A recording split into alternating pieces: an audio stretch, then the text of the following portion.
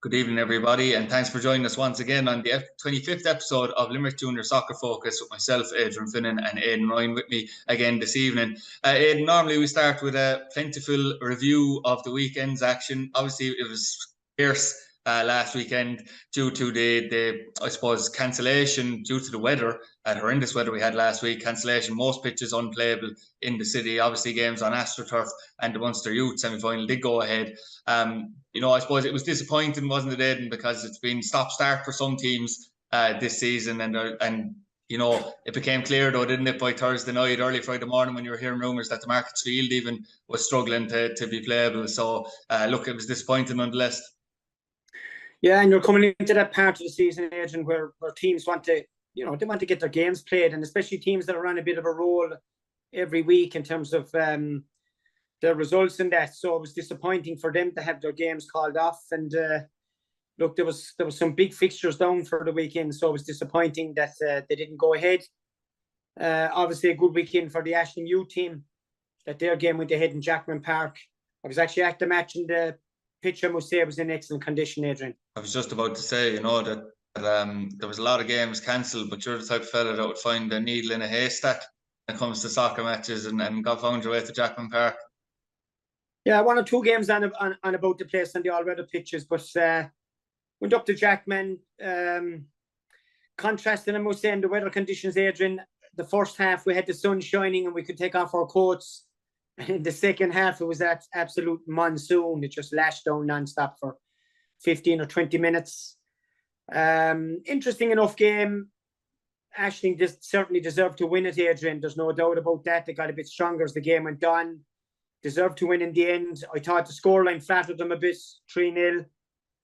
But I suppose the big thing for me, outside the fact, look, we're delighted Ashling won, obviously, was the standard of football, which I found was quite low. I was surprised, actually, how poor both teams were in terms of their technical ability and their passing ability.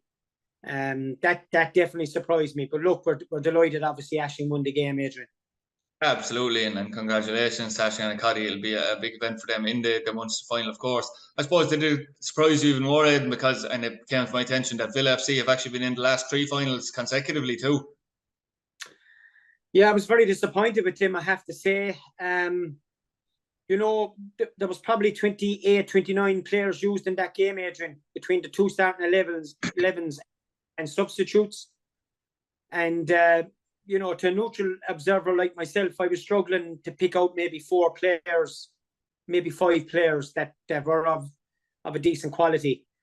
Ashling were blessed to have certainly the best player on the pitch in Daniel Ryan, a diminutive little midfielder who was, I thought, outstanding. And the one bit of quality that came in the first 60 minutes came from him. He gave a fantastic pass for the first goal. Absolutely beautiful pass. Out to Keane after on the wing, over behind the Villa FC left full. After just let the ball bounce and just met it when it came up. Lovely volley into the net. And listen, there was only going to be one winner after that. But I must say, Adrian, as I said, I was surprised by the standard of football. No one took control of the game. Not one of the teams took control of the match. The ball was more often in the air or in touch than it was on the ground. And the players' first touch and their passing ability left a lot to be desired, I thought. And if it wasn't for, the odd couple of players like Daniel Ryan, who brought that little bit of quality to the contest, Adrian, it certainly would have been a long 90 minutes for most of the neutrals watching the game. And I had a couple of neutrals alongside me, and they were of the same ilk. But listen, the main thing in these semi-finals is that you get over them. And Ashling got over it, and listen, in the end, comfortably, even though the scoreline probably is a little bit false. I don't think Villa deserved a 3-0 scoreline in the end, but a fully deserved victory for Ashling now, no doubt about it, Adrian. Certainly, obviously, don't want to turn Annacotty's progression into a negative, but just what you were saying about the maybe the standard overall. It's just interesting because I was listening to Roberto Mancini in an interview recently, who went on a rant about maybe lack of children, even, he said, playing football on the streets in Italy, where he learned the game, and he said it's no coincidence that, you know, in the likes of Brazil and places like that where it's still going on, there's still more skillful players from those countries. I suppose in one way, Aidan, when you look at the standard, what would you attribute maybe to what you would describe as a decline in quality, even at youth standard, over the years, if you feel there is one? There'll be a few things. Well, I suppose the first thing is a lot of the better players are obviously going to the Electricity League, aren't they? Yeah. You know, from the age now of 14, isn't it? 14. They're talking 13, 14, really, they're playing there, yeah. 15s, yeah, 17s. So they're going there. So you have that little bit of quality, gone. Having said all that, listen, you know, you still have young fellas that want to play football, but I think maybe more contact hours in terms of coaching, and also the level of coaching, Adrian. I think there needs to be a bit more discipline with the level of coaching given to youngsters. I don't think there's enough discipline in it.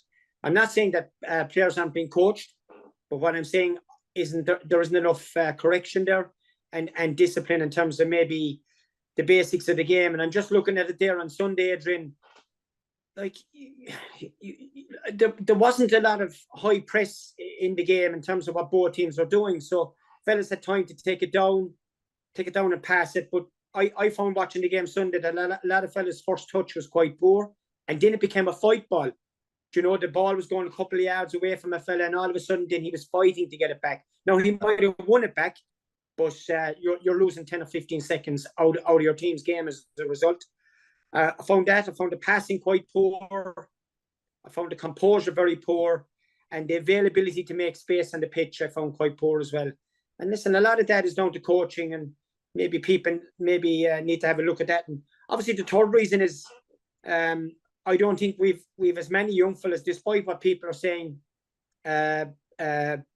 taking football as seriously maybe as they should be, because there's a lot of other attributes now that young fellas are into, like mobile phones, obviously, and computers and stuff like that. And listen, yeah, and a lot of young fellas are playing football on these phones now and not playing it where they should be, like Mancini said, on the streets. Absolutely. I think my own generation was probably the last generation where I saw playing football on the streets. Not that it benefited the likes of me, but there were some lads that did come out of it a lot better. And I suppose just as well on the coaching aspect, another person who I heard ranting and raving recently was Dean Saunders about, you know, different terms being used by coaches, but that there's a lot of bluffing going on. Now, I'm not saying this is happening in Limerick. I just mean in general, in that, you know, we'll say, like, he talks about press, and he said back in our day that just meant closing people down hard, and you know, and all these technical terms have been used. He said he sometimes, like, do you think that maybe the basics are lost and that there's overcoaching in other aspects than, like you were saying, about control and things like that? Yeah, listen, he has a point, and I see it a lot, and I see it a lot myself in when I'm going out coaching and listening to other coaches and that. I mean, you have transitions now and overloads, and some of the terminology is actually going above my head as well. I'm very much more of a plain speaker when I'm coaching. So I look at it's part of the modern game, Adrian. You know, it's the way things are done. And on the coaching courses now, you'll hear the coaches themselves, the tutors, using these phrases as well. And You've coaches on the sideline now with actual laptops in front of them, and it's just moved on to a certain level now, and that's just the way it is.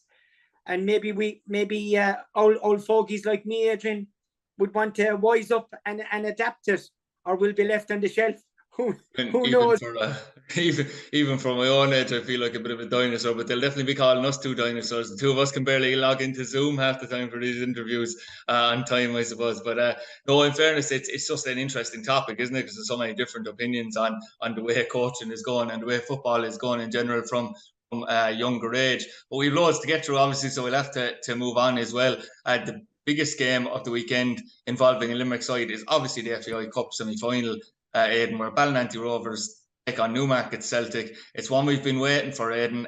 You'd imagine it's going to be an incredibly tight tie, given the way the sides have played throughout the competition, and they'll be quite evenly matched. And both, you know, it goes without saying, but both of these clubs in particular will be absolutely and will be equally as desperate to get FAI silverware. Yeah, it's just one to whet the appetite, and like you say, we've been kind of waiting weeks for it, Adrian, and we've been building up week by week, following their results, obviously, in the Cups, and both of them are doing so well in the Cups, in the FAI and the Munster Junior, and listen, they've had some fantastic runs, both of them, in this Cup, haven't they? I mean, you look at Ballynanty, Adrian, haven't actually conceded a goal, Adrian. I actually went back to confirmed. Yeah, haven't conceded a goal. Actually, haven't conceded a goal in the Munster Junior either, Adrian, in all their games. An incredible run. They got a boy in the first round of this. Then they beat Granville, clean sheet. Cardiff, clean sheet. Coona, clean sheet. Beat Castlefin 3-0, wasn't it? Yes. Yeah. Beat County 1-0 away, and then beat Killarney Celtic on penalty. Absolutely astonishing run in terms of keeping clean sheets.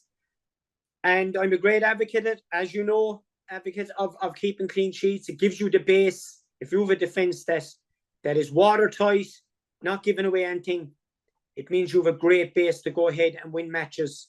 Especially in cup games, Adrian, because if you're having a bad day in the cup game and maybe things aren't going well for you, but if you hang in there, and by all accounts, remember, Ballynanty weren't at their best against Killarney Celtic, you know, especially in the second half. Yeah, Killarney hit the post a couple of times. Maybe might have had a goal disallowed, if I remember rightly, in that. But Balla stuck with it, kept their clean sheet, waited it out, got the penalties and won the game, and scored all the penalties so far as I know. So, you know, fantastic run they've had in the competition, Adrian. Absolutely. And I know we talk obviously all the time about Ballynanty's defence, and obviously rightly so, considering that record in particular. But funny, isn't it? Because even though Dave Dunphy will be drilling that into the players about, you know, not conceding and how strong they've been defensively, and that's the hallmark of their season. The other side of it is, isn't it, is that probably won't want to overemphasize that, because it's not the way sometimes it happens. Like, so if Newmarket score early, Ballynanty might go into shock, and that'll be something that he'll be considering, I'd imagine, as well. Yeah, you're absolutely right. So it's very important that they don't overdo that. And the other side of the coin, Adrian, is Ballynanty haven't scored a lot of goals in the last 3 or 4 games, and we've referenced that the last few weeks. No goal against Nina, no goal against Killarney, albeit getting through, and that's fair enough. It's a cup game. No goal against Pike. Now, I know they got 3 against Corinthians the weekend before last, so kudos for that. But you know, they'll need their more attacking players firing on all cylinders in what could be a very tight game on Sunday. And remember, these big games, Adrian, you might only get 2 or 3 chances in them. And when they come up, you got to grab them. So if you have that tight defence, you need your lads up top coming up trumps. Or maybe it could come down to a set piece. The big games often do come down to a set piece, especially an opening goal. Might be corner, free kick, penalty. So very important to take your chance when you get it, Adrian. Absolutely. And I know, Aidan, you have seen Newmarket play earlier on in the season as well.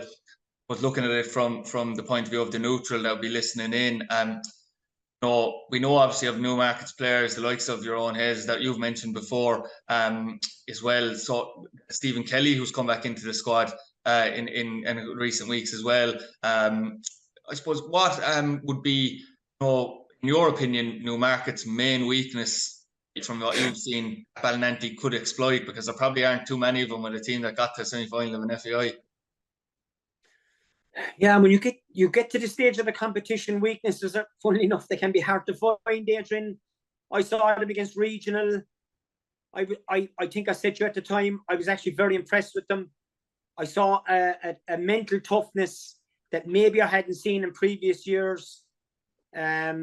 You know, I've often referred to them, I suppose, like a bit like Pete Villa from Tip as the Cinderella football, getting so fast. Be delighted to hear that again. Yeah, they'll be sick of me saying it. And listen, it could be an incentive in the dressing room from it's time for us to get over the line, you know.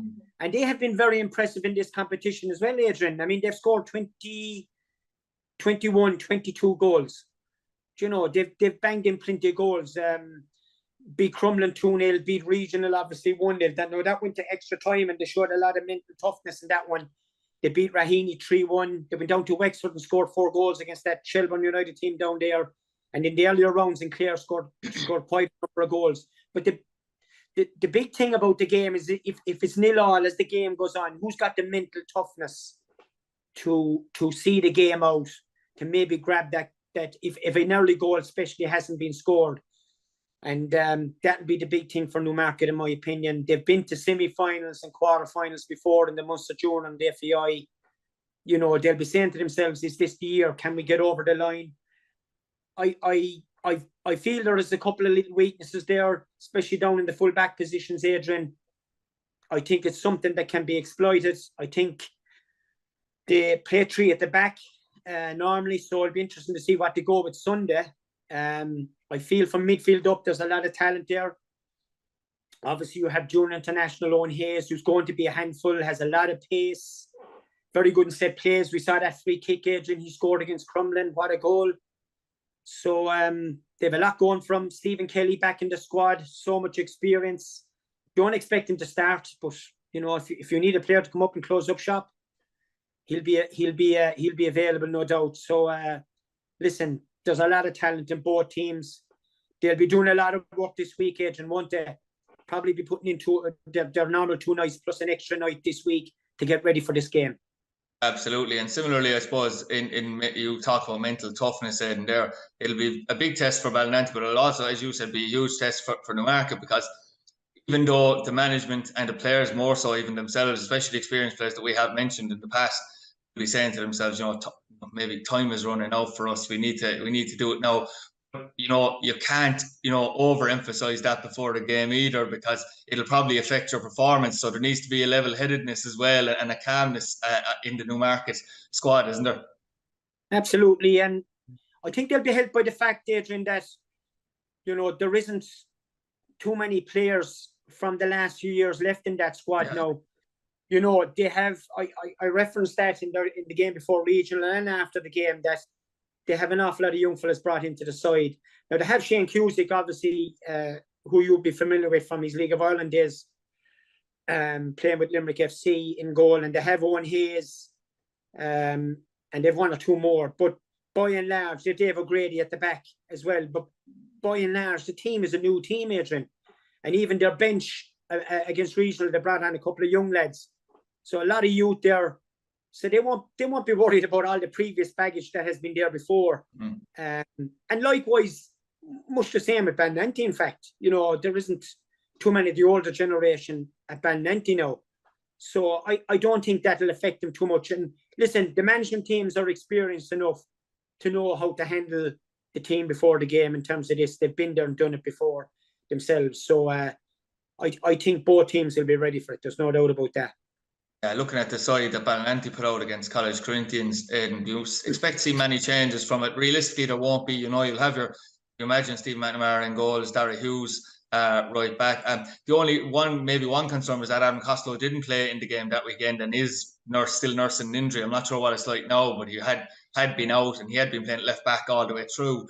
So that might be a slight concern. You'd imagine Josh Adams and Tomas O'Connor would be your centre backs with Aidan Hurley and Thomas Burns. So realistically, you know, all going well injury-wise, do you expect to see any changes from Balla, really? Big question mark there now, because the team has been inconsistent for the last 4 or 5 matches, Adrian. A lot of the players have been carrying little knocks and injuries. Obviously, Aaron Costello is one of them. I know he's back training this week, so we'll see whether he comes through the training sessions this week or not. Tomas O'Connor actually was carrying an injury up to a few weeks ago as well. Thomas Burns was carrying an injury. Obviously, Aidan Hurley's been carrying an injury. So it's hard to know what they'll put out. I know Dermot Fitzgerald obviously came into the team as well for the Pike match, which I was at, and he played against College Corinthians last week. So there'll be questions asked as regards what 11 they're going to be put out. You couldn't hazard a guess at the moment, really. Let's be honest about it. I think obviously Aberdeen is going to start up front. You're going to have James Fitz, Adrian Power, definite starters in the forward positions. Maybe looking at Thomas Burns if he's fit in the middle of the field with another. God knows who'll come in there. Dara Hughes. Conor Keane has played recently as well, like you were saying. You know, Conor Keane, the man from Fairview. Another one. Yeah, young Boris Power started against Pike Rovers. Very hard to know what way they'll come out. They'll have to assess. I presume they'll assess it Wednesday or Thursday and see how guys have come over all those knocks. But the funny thing about these FAI games especially is all the players seem to be available for them, Adrian, when it comes to it. Are you suggesting that they might not be as up for a game away in Mungret towards the end of the season? So sometimes, Adrian, it's mind over matter, isn't it, when it comes to big games like this in terms of injuries. Now, I do know that Eddie Burns is definitely out. Eddie Burns was carrying an injury, but Eddie Burns, by all accounts, has gone abroad for a couple of weeks. I think he's gone to Dubai or someplace. So he's not available. So he'll be a loss to the squad now because he's a quality player. So, it's a pity he's going to be missing, Adrian. Absolutely, and we'll both be there, Aidan. I tried to swoop in and replace Stephen Callaghan for the Journey tennis, but you've turned me down. Fair play to your consistency and all that and loyalty. Yeah, it's no, well, it's not. It's about that veteran status in the car, Adrian. Stephen Barrow Callaghan's knowledge goes back maybe like my own about 40 or 50 years. Should have been bored. I wouldn't have been stimulating you enough. You wouldn't understand what we'd be talking about going out in the car back in the 80s.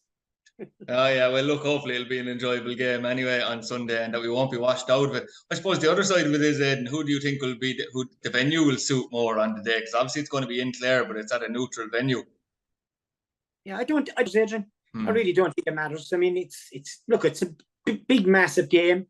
No matter where it's going to be played, Adrian, you're going to have a massive crowd. It's going to be a huge crowd at the match.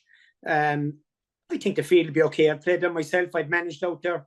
I don't think there'll be any fears of the venue or anything like that. I don't think Ballynanty will have any fears going out there either. I mean, for Ballynanty, they've played up in Dublin. They've had no fears there. They've played down in Killarney, had no fears there. Played in front of big crowds. I don't think it'll make any difference really on the day.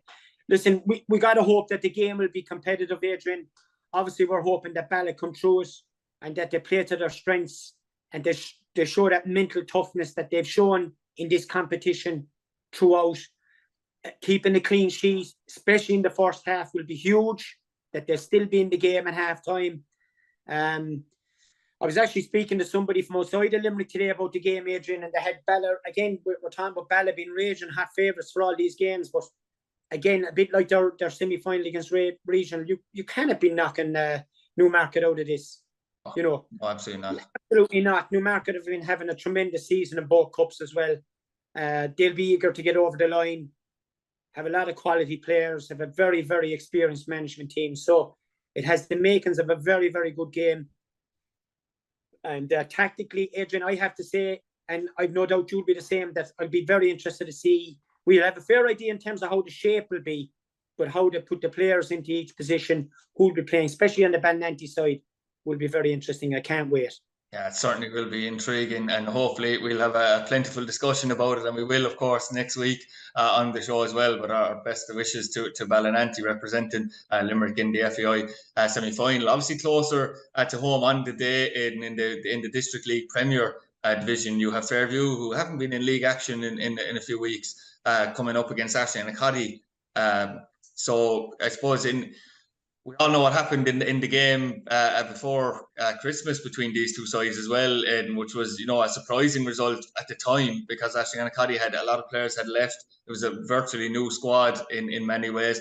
They beat Fairview Rangers quite comprehensively on the night, and you did say that Annacotty were more than deserving on the evening. Obviously Fairview will be out for revenge, but it won't really be revenge. It'll be more about just keeping pace with Pike Rovers because this is a must-win game for Fairview and a must-win game to keep this league title race alive. Yeah, and I was thinking about it today, actually, Adrian. I mean, if Fairview don't win this match and Pike win their next match, we could be calling the league, couldn't we? Even this early, you could be calling the league. Pike win their next match down to 41 points. If Fairview don't win this match, they're stuck on 31 points. So it's massive. It's massive. To show you the magnitude of that, like even if Fairview went to beat Pike twice, they'd still be behind by 4 points in that scenario. Yeah, and the way Pike are playing, as we said before, conceding only 2 goals in 14 games, it's hard to see that happening the way things are. Especially, it's hard to see Pike losing twice to Fairview. So this is listen, in terms of the league, again, it's a massive game for Fairview. Obviously, I've seen them last Sunday, and I feel myself, Adrian, they're not firing on all cylinders. I've referenced this. I don't think the front three are playing with the same spark as they had been at the start of the season. I think they need to find a little bit of form again. I think the structure of the game was quite poor last Sunday, even though they got through the match, and we give loads of praise for that. But there's a lot of work to be done in the next few games, especially before their semi-final against in the Munster Junior. It's gone out of my head who they're playing the Munster Junior again now. Fairview, is it? Newmarket, yeah. Sorry, against Newmarket, yeah. So how could they go over our heads? You're going to Newmarket will be sending in texts me over that. We'll be building up to that. But obviously, Fairview want to win a league, Adrian. You know, they haven't won a league in, is it 20 years? Yeah, I did reference it to you before about Derek White. He did say that the one he was desperate for was the league. They haven't won a league in 20 years, Adrian. You know, I mean, people outside of Limerick, when you say to them that Fairview haven't won a league in 20 years, they're just it's disbelief. Yeah. So I'm quite sure that, you know, they'll be putting loads into this game. He'll be playing, obviously, his strongest team. And they need to get to 3 points. And Ashling are coming off the back of a good loss in cup victory, Adrian. They're into the semi-final now, have a very favourable fixture against Geraldines in the semi-final. Have also a 2-week cup final to look forward to Friday week against Pike. I've watched Ashling a lot in the last 5 or 6 weeks. I've said that I didn't think they were playing particularly well in a couple of games that I saw. Marked improvement, Adrian, against Regional, I must say, and I said that. Thought they did really well, managed the game well. A lot of players like came back into form, got through the game. So I presume they'll be going out to put on a show. Obviously, they're not going. They're looking to climb the league a bit, but it's a massive game for Fairview, and they must get the 3 points, Adrian. I don't think a point is enough out of this game. They have to be looking to get the 3 points, and they'll be looking to Conor Ellis, Darragh Rainsford, and Conor Coughlin, and Shane Duggan, and Jeffrey Judge to get them going, especially going forward. Because I didn't see enough of that last Sunday in terms of their attack. To even though they scored 3 goals, I just didn't see enough. So we'll see what they'll be at Sunday. That's certainly a huge game, and it doesn't get any smaller as you go down the league. And there's a bottom 6 clash between Mungret Regional and Janesboro on Sunday morning. I mean, you know, I could say a lot more if I wanted to, but, you know, in terms of Janesboro, this is it, surely. Well, Janesboro 5 games left, Adrian, I think, haven't they? Yeah. No, I will say this, okay? Again, thinking about this game today, all those games are winnable. Do you know, all those games are winnable for Janesboro. It's not like they're playing a Pike or they're playing a Fairview. No disrespect to any of these teams, but they're not playing a Pike or a Janesboro or a Ballynanty. All these games are winnable. The problem for Janesboro lately is they just haven't been scoring goals and they haven't been picking up points. No form. Yeah. Absolutely no form. So, like, it has to change, and they're running out of time. And we've said already, 2 of these games against Mungret. And if you're Mungret, you're looking at this game, and Richie will be conscious of this. A point will do them. You know, they'll be quite happy to come out of this with a point. Now, it technically isn't the end of the world if Janesboro get a point either, because they still have 4 games to get out of it. But you're talking about winning all 4, aren't you? Do you know, so it's vital. It's vital that Janesboro get the 3 points here. It's a real head-to-head. It's like a cup final for Janesboro, really, in my opinion. So Shane will have to harness the troops on Sunday to see, can they get out of this, get anything out of this. And Mungers are coming in on the back of a very, very good victory, Adrian, having gone behind to Crew Park at home to come back and score 3 goals and harness all 3 points. Really good showing, shows a lot of character, shows Richie got him going, got his tactics right in the second half, and they're on 17 points now. So Janesboro on 14 points. Certainly a victory would be huge for Janesboro, and all of a sudden you have Coonid in looking over the shoulder, haven't you, the 2 teams underneath them. But if Mungret win the game, they're on 20 points, and it's hard to see Janesboro coming out of it. It certainly is. And I suppose if you're looking at it from the Mungret regional point of view, and you're probably just disappointed that you haven't had a game since the Crew Park game. Yeah, you had that little bit of a roll off that game, and there would have been a bounce in training that week. And it's been a problem with the bottom 6, hasn't it, Adrian? With obviously the prospect gone at the start of the season, it's been a huge, huge problem in the bottom 6, and it hasn't done any of the teams any good, and it's certainly not going to do Mungret any good. I don't think it helps them at all. On the other side of it, it might help Janesboro. I know Shane had a couple of injuries and that, so he's looking to get those sorted. And also 1 or 2 players who weren't available to him in their last match are going to be available by all accounts for this game. So the squad might be strengthened up a little bit. But listen, squad strength or not, Adrian, they have to produce on the day. You know, it's all very well going out on a Tuesday and a Thursday and you doing your big training. Can you do it on a Sunday? Because that's when it counts. Certainly so, and then it'll be interesting to see what comes out of those 2 results in those 2 league games, which mean a lot in terms of what happens at the end of the season. Aidan, obviously last week, we started maybe a discussion about lower league sides who obviously don't get a mention very, very often at all on this show. We started obviously by, you know, praise for Cardiff and Celtic, who are top of Division 1A in Limerick and flying high. This week, the focus is actually a division below them, but it's also a team that are top of the league. And you're talking to the likes of players like I have been from the likes of Patrickswell and Carrick-on-Laois, and kind of said that this club has emerged, or this team has emerged from nowhere to be top of the league. Patrickswell, who are top of Division 1B with 12 wins from 16 games. I have to say, you know, when you were keeping an eye on leagues because of your friends playing with other teams, I hadn't seen Patrickswell up there until maybe the last 3-4 weeks when I saw the results flying through, and another big win for them the weekend over Annacotty, who'd be quite fancied in that league as well. I suppose on the flip side, Aidan, it's obviously going really well for them in terms of on the field right now. The problem for Patrickswell is they're still playing out of Limerick Institute of Technology, which is the other side of the town, and probably isn't going to be sustainable for them. So, you know, they have had their struggles maybe off the pitch in recent years, but on the field right now, flying. Yeah, they deserve a lot of credit, don't they, Adrian? Having to travel all the way out to LIT to play their home matches, and maybe you wonder, maybe should they stick with it, because obviously they're playing on nice level surface, the artificial surface in LIT, and maybe it suits their game in terms of how they approach the game and getting the ball on the floor and passing it. I actually watched a couple of games with them last year, Adrian, above an LIT, funnily enough, and they were high scoring games, I can tell you. A couple of 5-3s, and one of them was actually a 5-4. But I suppose, you know, a bit of a yo-yo team over the years, Adrian, and obviously affected by the hurling as well, going out in Patrickswell. Yeah, big time, not able to get a consistent team out every week. I can remember, Adrian, taking teams out to the notorious pitch out there, and I hope they don't mind me referring it to as a notorious pitch, because it was like a graveyard sometimes. I can remember taking a few prospect teams out there, and we were well blessed to get results out of it.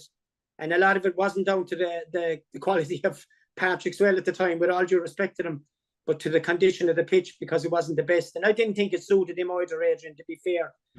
But 12 wins out of 16, very, very impressive. And listen, you would like to think that given that form, they will continue that till the end of the season and get themselves up out of the division and establishing themselves up in 1A.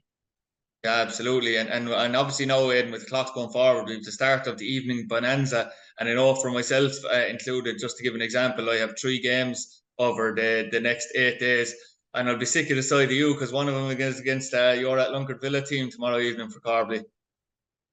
Yeah, the games are flying in now, Adrian. Actually, Atlunkert are the same. I think they have 3 games in the next week. And listen, clubs are going to be like that now, because you have the bright evenings. And in fairness, the fixture secretary is going to bomb in the fixtures for Tuesday, we know Thursday night. Yeah, and there'll be no delay in us, and the games will be coming thick and fast. And listen, this is when you need your squads, Adrian, because obviously the way life is gone now, you have fellas working evenings, fellas that have families to look after. So you're going to need your squads for these games. And some of the teams are going to be looking at the games very seriously, because obviously, depending on results, you could fly up the league a couple of places and all of a sudden be in with a chance of promotion, Adrian. So I must say, looking forward to welcoming you down to the home of football down in Atlunkert Villa tomorrow night for the game against Carbley.